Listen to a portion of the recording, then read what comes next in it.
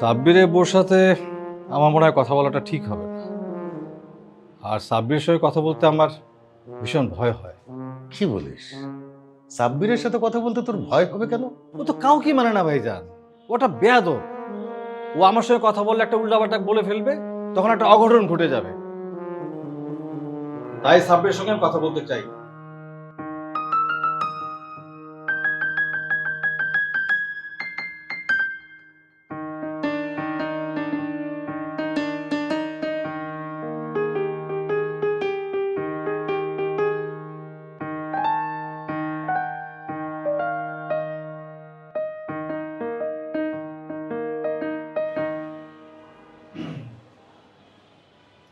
ও রফিক, কিছু বলবি নাকি? না ভাইজান, আজকে এত তাড়াতাড়ি অফিস থেকে ফিরলি? এমনি অফিসে ভালো লাগছিল না। তাছাড়া শিউলি ফোন করে বললো একটু তাড়াতাড়ি বাসায় আসতে। শিউলির সাথে কথা হয়েছে? হ্যাঁ, কথা হয়েছে। কি বললো? কি আর বলবে, কেউ যদি কাউরে দেখতে না পারে তাহলে সেই গদবাঁধা কথা তো বলবেই। আর সেটা যদি বউ শাশুড়ি হয় তাহলে তো বদনামের আর শেষ নেই। একটা দিন যেতে পারলো না, এর মধ্যে এইসব। এরা যে কিভাবে একসাথে থাকবে। একটা দিন বলেই এটা হওয়াটা স্বাভাবিক। কয়েকটা দিন গেলে দেখবি যে এরকম ঝামেলা আর হবে না। আর তাছাড়া সাব্বির তোদেরকে না জানিয়ে বিয়ে করেছে, সুতরাং ওর মার তো একটু রাগ হওয়াটা স্বাভাবিক। রাগের মাথায় শিউলি এসব কথা বলছে। কয়েকটা দিন যাক, তখন দেখবি নিজেরা নিজেদেরকে বুঝতে পারলে এইসব ঝামেলা আর থাকবে না। তবে এর মধ্যে ওদেরকে বুঝিয়ে শুনিয়ে এগুলো মানাতে হবে। কে কাকে মানাবে ভাইজান? আপনার সাথে এই নিয়ে শিউলি নিশ্চয়ই কথা হয়েছে, আপনি ওকে বুঝিয়েছে। ও কি বুঝেছে? বুঝলেও সেটা উল্টাপাল্টা বুঝেছে। আমাকে বলে এই করো সেই করো। এটা কি আমার পক্ষে করা সম্ভব?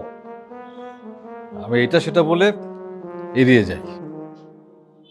অনেক কথা এড়িয়ে যাওয়াটা ভালো। কিছু বিষয় এড়িয়ে না গিয়ে কথা বলে সমাধান করতে হবে। কার সাথে কথা বলবো? সাব্বিরের বউর সাথে আমার মনে হয় কথা বলাটা ঠিক হবে না।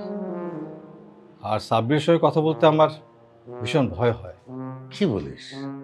সাব্বিরের সাথে কথা বলতে তোর ভয় হবে কেন? ও তো কাউকে মানে না ভাইজান, ওটা বেয়াদব। ও আমার সঙ্গে কথা বললে একটা উল্টাপাল্টা বলে ফেলবে, তখন একটা অঘটন ঘটে যাবে। তাই সাব্বিরের সঙ্গে আমি কথা বলতে চাই। কবিরের বিষয়টা আমার নিজের কাছে খুব খারাপ লেগেছে। কবিরের আবার কি বিষয়? সাব্বির কবিরের সঙ্গে খুব খারাপ আচরণ করে। কি নিয়ে?